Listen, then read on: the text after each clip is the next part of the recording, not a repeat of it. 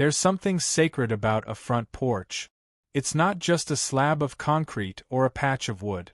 It's where you sip coffee at sunrise, where you wave to neighbors as they pass, and sometimes it's where healing happens.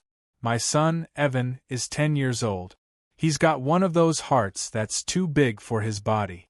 Even after the accident, even after the surgery, he'd smile at strangers and thank the nurses when they changed his dressings.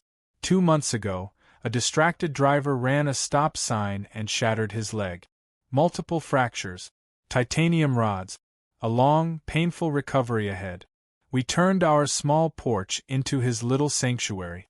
A padded chair with arms, a small table with books and juice, and of course, his crutches leaned carefully against the railing, always within reach. He loved sitting out there in the evenings. The sun would dip low, birds would land in the garden, and the breeze would comb through his hair while he read. It was peaceful, safe. The pain in his leg seemed to ease just a little when he was out there with the world. But peace, I've learned, is something the HOA doesn't like when they're not in control of it.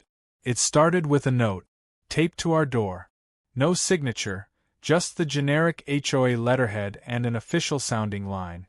Items stored on porches must remain out of public view.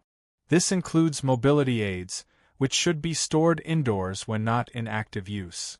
I read it twice, then again. Mobility aids? I looked over at the porch. Evan was asleep inside. His crutches rested quietly where he'd left them, right beside the rocking chair. They weren't blocking anything. They weren't even visible from the street unless you came right up the walk. But apparently, they were too visible for someone. I folded the note and tossed it into the trash. The next day, I heard about it again. Evan was sitting out there, reading, when a woman from down the block strolled by, Karen. Not her real name, but close enough. She's one of those people who moves into a neighborhood and immediately decides she was born to rule it. She paused at the edge of our yard, fake smile on her face. "Oh honey," she cooed to Evan. "That looks so painful. You know, sweetie, it might be best if you kept those inside. They're kind of upsetting for some people to see." I stepped out before Evan could answer. "They're medical equipment," I said, my voice as steady as I could keep it. "Not garden gnomes. He needs them." Karen shrugged. "Well, the board's just trying to keep the community looking tidy. It's nothing personal. Nothing personal. That's what they always say when it's about control." Later that evening, I found Evan trying to carry his crutches inside by himself.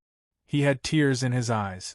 Not from the pain in his leg, but because he thought he was bothering people just by existing in recovery. "Dad," he asked, "am I making the neighborhood look bad?" I didn't answer right away. I was too busy trying not to break the kitchen counter in half with my bare hand. "No, son," I finally said. "You're the only thing making this neighborhood look decent." From that moment on, something changed in me. I'm not a loud man. I grew up in the country, where folks waved from tractors and let people heal in peace. I've never picked a fight in my life. But when you come after my kid, especially when he's already hurting, you're going to learn just how patient a quiet man isn't. I sent an email to the HOA that night. A polite one, asking for clarification about the so-called mobility aid policy. I attached a photo of Evan sitting peacefully on the porch, his crutches beside him. I even cited the Americans with Disabilities Act and asked if perhaps this new rule was in violation. No response. A week passed. Then came a formal violation notice, mailed this time. Failure to comply will result in a fine of $75 per incident. Per incident. As in, every day his crutches were visible. I showed Evan the letter. He tried to smile, but his shoulders slumped. "It's okay, Dad," he said. "I can stay inside. I don't want to make you pay money." God help me, I almost cried. Imagine being 10 years old, in pain, trying to heal, and being made to feel like you're the problem just because your recovery is inconvenient for someone else's aesthetic. That's when I knew this wasn't just about crutches on a porch. It was about dignity. It was about a child learning, too early, that some people value appearance over humanity. And I wasn't going to let that lesson stick. Before I tell you what I did, I want you to sit with this image. A little boy with a healing leg, staring out a window at the porch he used to love, his crutches tucked awkwardly behind the couch so nobody would complain. That's the cost of HOA control run amok. That's the cost of silence. And before we go any further in this story, if that image made something in your chest ache, subscribe. Because the world needs more people who still feel that ache. We've got too many Karens and not enough neighbors. Next up, you'll see exactly how I turned that ache into action. And trust me, it wasn't quiet. The second letter arrived on a Thursday, this time in a glossy HOA envelope, like it was some kind of gift. The kind of envelope you'd expect to find coupons in, or maybe a reminder about a neighborhood picnic. But instead, inside was a printed violation summary, and a fine. $75.00, improper storage of items on porch. Second notice. Final warning before escalation. They even included a photo. It was zoomed in on our porch, and there it was. Evan's pair of pediatric crutches leaned against the side table next to his book and a glass of lemonade. The photo had been taken from the sidewalk, right through the bushes. Whoever sent it had to go out of their way to hunt for something to be offended by. I stared at the letter, my hand shaking, not with fear, but with something deeper. The kind of anger that simmers, quiet and cold. Not the yelling kind. The kind that sharpens. Evan saw the letter before I could hide it. "Is that about me again?" he asked, his voice small. I didn't want to lie to him. I've always told him the truth, even when it hurts. So I nodded. "Yeah, buddy. It is." He looked down at his leg. The cast was still wrapped, now covered in doodles from friends at school. Then he looked out the window toward the porch. "I can put them behind the chair. Or inside again. It's okay." It wasn't okay. None of it was okay. This wasn't about a porch. This was about the kind of people who hide cruelty behind clipboards. The kind who turn community into compliance. I wasn't going to let that mindset win, especially not at the cost of my son's spirit. That night, I sent another email to the HOA board. It was calm, direct, and laced with just enough legal tone to let them know I wasn't some pushover. Subject: regarding notice of violation, Crutches on porch. Dear HOA board, this is the second notice I've received regarding my son's crutches being stored on our porch. I would like to clarify that these are not clutter or items, but medically necessary mobility devices used by my son, who is recovering from multiple leg fractures. According to ADA Title III, reasonable modifications must be made for individuals with disabilities, especially when enforcing community guidelines or aesthetic policies. Please consider this notice a formal request for accommodation under the ADA. We are not seeking special treatment, only basic human decency. Warmly, Daniel F. I CC'd our local ADA compliance office. Just to make a point. 2 days later, a board member named Stewart replied. While we are sympathetic to your son's situation, he wrote, we must maintain the integrity and visual cohesion of the neighborhood. Exceptions set precedent. If we allow crutches today, we'll be dealing with scooters, walkers, even wheelchairs tomorrow. We hope you understand.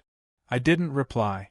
Because there's no reasoning with people who treat empathy as a slippery slope. The following Monday, something else happened. I came home from work and noticed the porch looked bare. Evan's chair was still there, but his crutches, gone. I rushed inside. Evan, where are your crutches? He was on the couch, one leg propped on pillows, blinking away tears. Karen came by, he said. She said she was with the HOA, and that the porch needed to be cleared. I told her I needed them. She said if I wasn't using them that second, they were just junk. I felt my throat close. She took them? I asked, barely able to keep the edge from my voice. He nodded. I tried to grab them back, but she told me I was being disrespectful. That was the moment I stopped giving the HOA the benefit of the doubt. This wasn't a misunderstanding. This wasn't about rules. This was personal. And it was cruel. I got in the truck and drove straight to the HOA office. It's tucked inside a little community building near the pool, a red brick cube that tries way too hard to look official. Karen wasn't there, but a receptionist informed me the crutches had been temporarily removed for compliance inspection and were available for pickup from the maintenance shed. I made her repeat that. The maintenance shed. They'd taken my son's medical equipment, something he needed to walk, to go to the bathroom, to exist, and tossed it in with lawnmowers and broken hoses. I retrieved them, covered in dust and grass clippings. And when I brought them back, Evan looked at me like I'd just carried home a piece of his dignity. I cleaned them off, put them right back on the porch, and sat down next to them. That night, I wrote a new sign. Big, bold letters on cardboard. I taped it to the side of Evan's crutches and placed them proudly against the porch railing. The sign said, "These help my son walk. If you have a problem with that, knock on the door and explain it to his face." Nobody knocked, but a few neighbors walked by and gave me quiet nods. One older woman with a walker even left a sticky note on our mailbox.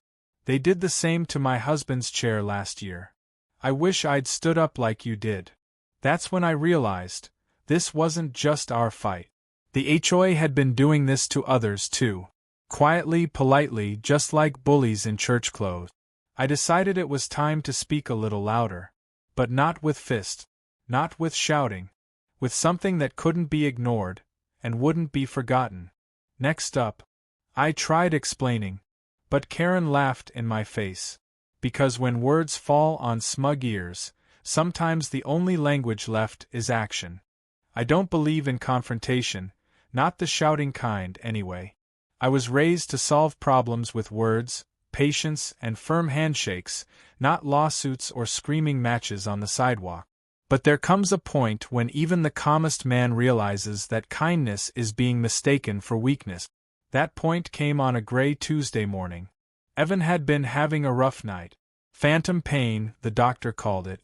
He'd shot up at 3 a.m., crying from a cramp in the leg that couldn't move. I spent the rest of the night beside him, cooling his forehead and telling him stories about tractors and fireflies, just like I used to when he was small. By morning, he finally fell asleep in his chair on the porch. His crutches stood beside him, clean now, with the cardboard sign I made still taped on. Birds were chirping, the breeze was soft, and for the first time in days, he looked peaceful. That's when Karen showed up again. I saw her coming down the sidewalk in her powder blue tracksuit, HOA clipboard in hand, like she was inspecting troop. She walked slower than usual, clearly eyeing the porch. She stopped at the foot of the steps, lips pursed like she'd smelled something sour. I stepped out, gently closing the screen door behind me. "Can I help you?" Karen didn't look at me. She looked past me, at Evan, dozing, pale, crutches upright like two little flags of defiance. "You've already received 2 notices," she said. "I'm here to let you know that a 3rd violation is being filed today. And fines will escalate." Her voice was flat, robotic, like she was reading off a menu. I stayed quiet for a second. Then I stepped off the porch and met her halfway at the sidewalk. "He's sleeping," I said, gesturing behind me. "He had a bad night. And those crutches are not clutter. They're necessary. They're part of his body, part of his healing. Do you understand that?" Karen sighed and flipped a page on her clipboard. "Look, I sympathize, but other residents have complained. This neighborhood has standards. Porches are not to be used for personal storage. That includes medical items. They're not storage. They're part of his life." I snapped louder now. She finally looked up at me. And that's when she did it. She laughed. Not a big belly laugh. Not even a chuckle. Just this little snort, dismissive, ugly, the kind of laugh people make when they've decided you don't matter. "It's a porch, not a hospital ward," she said, tilting her head. "If your son needs special arrangements, maybe you should consider a place better suited for his needs." That was it. I didn't yell. I didn't threaten. But I took a step forward and looked her square in the eye. "You're going to regret saying that," I told her. She blinked. The smirk faltered just a little. "Is that a threat?" "No," I said. "That's a promise." Then I turned and walked back up the steps, slow and steady. I closed the door gently behind me and stood in the hallway, heart pounding, fists clenched. I don't know what shocked me more, that she mocked my son's pain to my face, or that she expected me to take it. That afternoon, I posted in the neighborhood forum. Just the facts. No drama. No name-calling. Just a photo of Evan's porch setup, a copy of the violation letter, and a brief explanation of what had been said to me that morning. Within an hour, the post had 50 comments. A man down the street who used a wheelchair after a motorcycle accident shared his story, how the HOA had cited him for leaving his ramp unfolded too long after use. A widow posted about how her late husband's oxygen tank had been deemed unsightly and ordered off the porch while he was still alive. Turns out we weren't the only ones. But here's what struck me the most. Among the flood of angry comments and support, one older woman, Mary, wrote something that stuck with me. "They think compassion is a liability. Let's remind them it's a responsibility." That's when I knew this wasn't just about us anymore. It was about the message we were sending, to the board, to the neighborhood, and most importantly, to my son. Because Evan had started to internalize it. The shame. The feeling that his crutches were something to hide. The idea that his recovery was somehow an inconvenience to the world. I couldn't let that sit. So I asked Evan that night if he wanted to help me send a message. Not a mean one. Not violent. Just something the HOA wouldn't be able to sweep under a rug. He nodded, eyes wide. "Like what?" I smiled. "Like something bold. Something honest." That night we gathered materials. Zip ties, string lights, a small wooden ladder, and a bigger sign. While Evan watched from the porch, I worked into the night. And the next morning, every single person who passed our neighborhood's front gate saw what we'd done. There, hanging from the giant wooden HOA entrance sign, were Evan's crutches, clean, shining in the morning sun, zip-tied gently with red and white ribbons. And hanging beneath them, the new sign. HOA called this an eyesore. I call it strength. He's 10 years old. Shame on you. By noon, people were stopping their cars to take pictures. By evening, it was on Facebook, Reddit, even the local news blog. The HOA called me, demanding I take it down. I told them they could send a letter. Karen herself drove by slowly that night, lips thin, eyes burning. But she didn't stop. Because what was she going to do? Send a violation for dignity? Evan smiled wider that day than I'd seen in weeks. He asked me if his crutches looked cool up there. I told him they looked powerful. Because they were. And so was he. But I wasn't done yet. Not until every last neighbor knew exactly what this HOA had done to a child in recovery, and just how far I'd go to make sure they never did it to anyone else again. The day after I hung Evan's crutches from the HOA sign, everything changed. It started quietly, just a few honks from passing cars, a neighbor jogging by giving a thumbs up. But by lunchtime, people were stopping. Some took photos. One elderly couple pulled over, got out, and stared up at the crutches with tears in their eyes. I watched all of it from the porch with Evan, who sat bundled in a blanket, the wind tousling his hair. For once, he wasn't fidgeting or looking over his shoulder for someone to scold him. He was smiling. "Are they mad?" he asked. "Maybe," I said. "But more people seem proud than mad." He grinned. "They should be. Those crutches helped me walk." I looked at him. And in that moment, I realized exactly what I needed to do. That evening, I pulled out a folding table and set it up in the yard right under our big oak tree. On top, I laid out a sign-up sheet, a stack of pre-printed papers, and a fresh pot of coffee. The sign taped to the front of the table read, "Have you been harassed by the HOA? Tell me." By nightfall, I had 17 names and 2 handwritten letters. One woman, a war widow, told me they fined her for her front steps being too weathered after her husband passed and she couldn't keep up with repairs. Another man said he got cited for putting up a mailbox that was one shade too blue. A father of 3 said the HOA demanded he remove a wheelchair-accessible playset he built for his disabled daughter because it interfered with the neighborhood aesthetic. This wasn't about porches or policies. This was systemic. I compiled every testimony, every photo, every copy of ridiculous fines and warnings. I built a binder, HOA Injustice, Volume 1, and brought it with me to the next community meeting. Now, mind you, HOA meetings are usually sleepy affairs. 15 folding chairs, a stale coffee urn, and Karen up front treating every suggestion like an attack on her personal kingdom. But not this time. I came early, binder in hand and Evan beside me, his crutches returned to him, brightly wrapped in red, white, and blue ribbon. I didn't say anything at first. I let the room fill up. A few of the neighbors who signed my sheet showed up. A few who didn't, but had clearly heard about the crutches on the sign, came just to see what would happen. Karen walked in 10 minutes late, of course. She took one look at me and did that thing where she raised one eyebrow like she'd just caught a stray raccoon in her garden. "We'll begin shortly," she said crisply. "Please take your seats." But I didn't sit. I waited until the official agenda was read, until they got to the community concerns portion. That's when I stood up, nodded to Evan, and walked to the front. "I've got something to say," I said, placing the binder on the table. Karen sighed. "This isn't the time for personal grievances, Mr. Fletcher." "This isn't personal," I said calmly. "This is public." I opened the binder and began reading. One by one, I shared the stories. I held up the photo of Evan's porch, peaceful, quiet, with a child just trying to heal.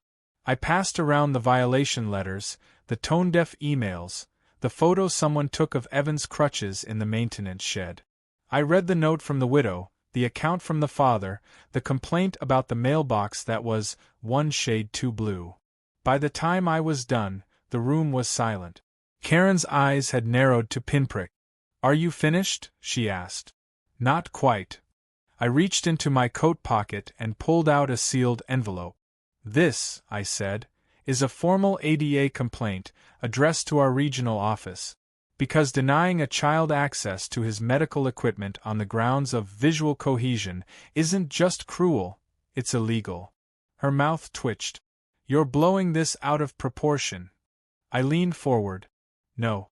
You shrank it down to make yourselves feel big." Gasp. Someone clapped. Another neighbor muttered, "Amen." Karen stood. "This meeting is adjourned." But it wasn't. Not for the rest of us. Because the story didn't end there. That night, after the meeting, I got a message from a man named Tom who lived 2 blocks over.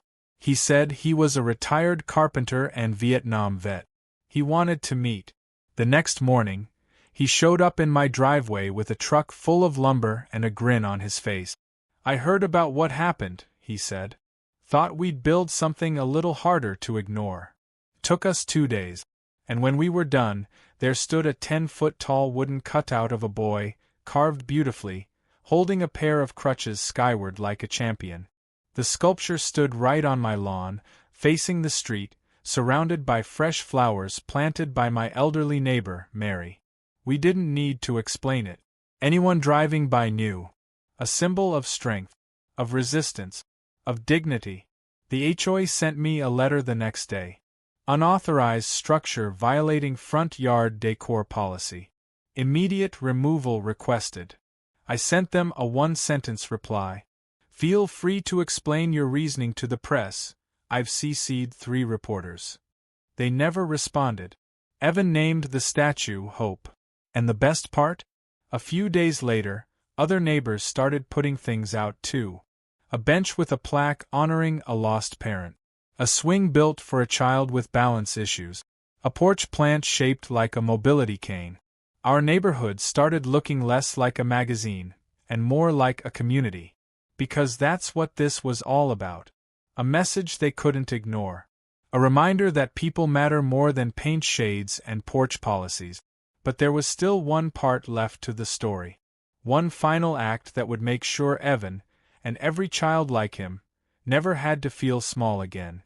And it started with an idea from Evan himself. Sometimes it only takes one match to light a field of dry grass. After we raised the wooden sculpture of Hope on my lawn, a boy holding his crutches to the sky like a flag, the neighborhood began to shift. The whispers turned into conversations. The quiet head nods became handshake. Neighbors who once avoided eye contact started waving again. People didn't just care.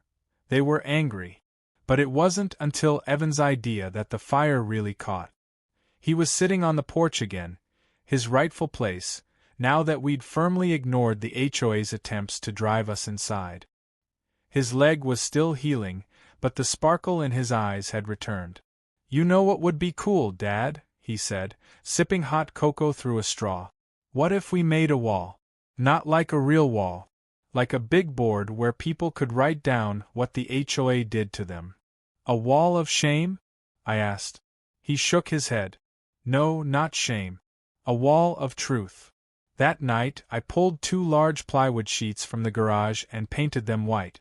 I staked them into the ground on our front lawn, facing the street. In red across the top, I painted, "What they did to us. A community wall of stories." I left out Sharpies, markers, and tape. I didn't tell anyone to write anything. I just waited. By the next morning, there were 6 notes. By the end of the week, there were over 40. One woman described being fined for placing a wind chime on her porch while her husband was in hospice. Another wrote about how her autistic grandson was told he couldn't play outside with his sensory toys because they're too colorful. One man shared that the HOA had demanded he take down a small memorial garden for his late wife, claiming it didn't follow uniform landscaping codes. Each note told a story. Each note made the next one easier to write. Neighbors stopped to read them. Teenagers took photos.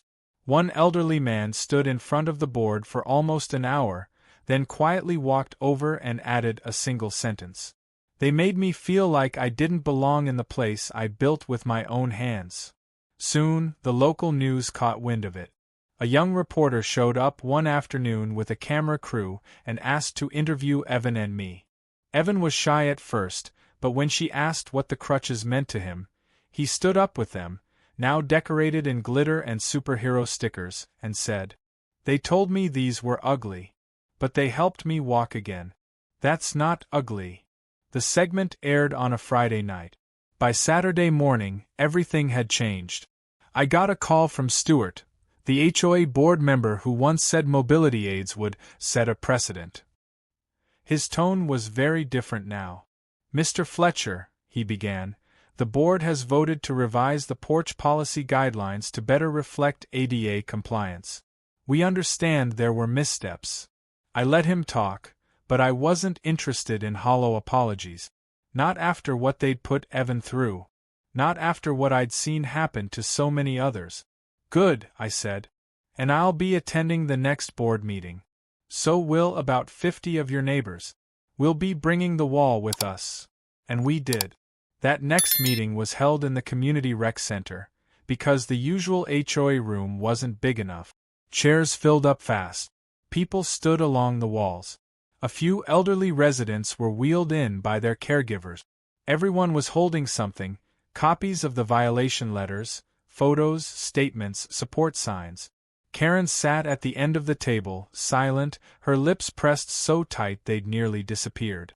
I didn't need to say much that night. The community spoke for itself. One by one, neighbors stood and read their stories aloud. Quiet voices shaking. Others firm, unwavering. A woman in tears. A veteran with a tremble in his hand, but steel in his voice. When I finally spoke, I didn't raise my voice. I just turned to the board and said, "You turned our community into a place where people feel afraid to recover, to grieve, to live. But not anymore. You want a neighborhood that's beautiful? Then start by letting people be human." There was applause. Real, lasting applause.